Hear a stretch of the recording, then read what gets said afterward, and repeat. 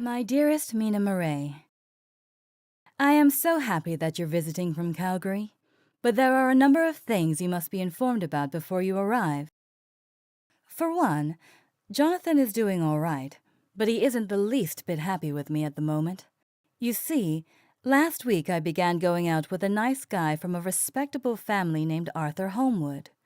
He was very sweet and took me to the fair.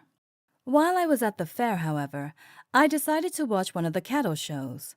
While I was watching, one of the cattle jumped right over the fence and into my lap. I screamed, of course, but its owner helped me up and scolded the cattle. The man who helped me up was Quincey Morris. He has the richest, deepest southern voice you ever heard, and he has such a strong build. Well, he didn't win the cattle show, but he won my heart, so I started going out with him, too. Oh, Arthur was upset at first, but I told him that if he didn't give me the freedom I deserved, I'd dump him right then and there. He changed his mind. So as I was going out with Arthur, or was it Quincey?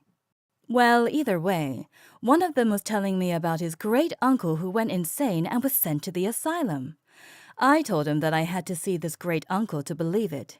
He sounded like an exciting man. So we went down to the asylum, much to Quincey's dismay, unless it was Arthur.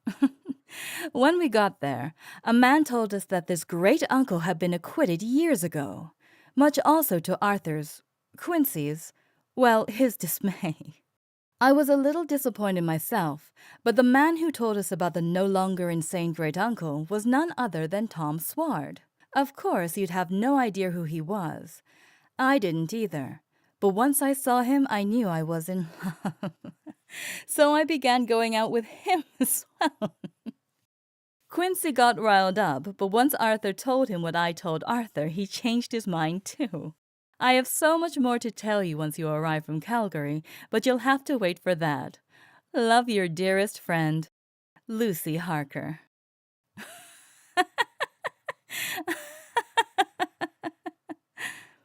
Well, what a preposterous story.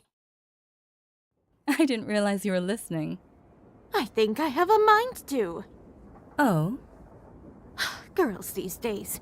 You know, back in my day, we only dated one boy at a time. And whichever boy we chose, we stuck with until death do us part. Don't worry, ma'am. I don't think it's all girls. Lucy's an eccentric, but that's why I like her.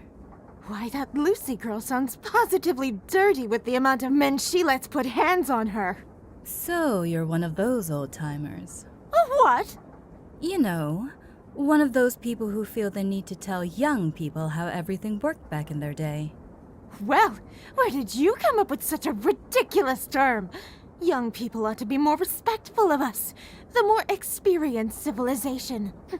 Back in my day, we... Oh, goodness, you're right.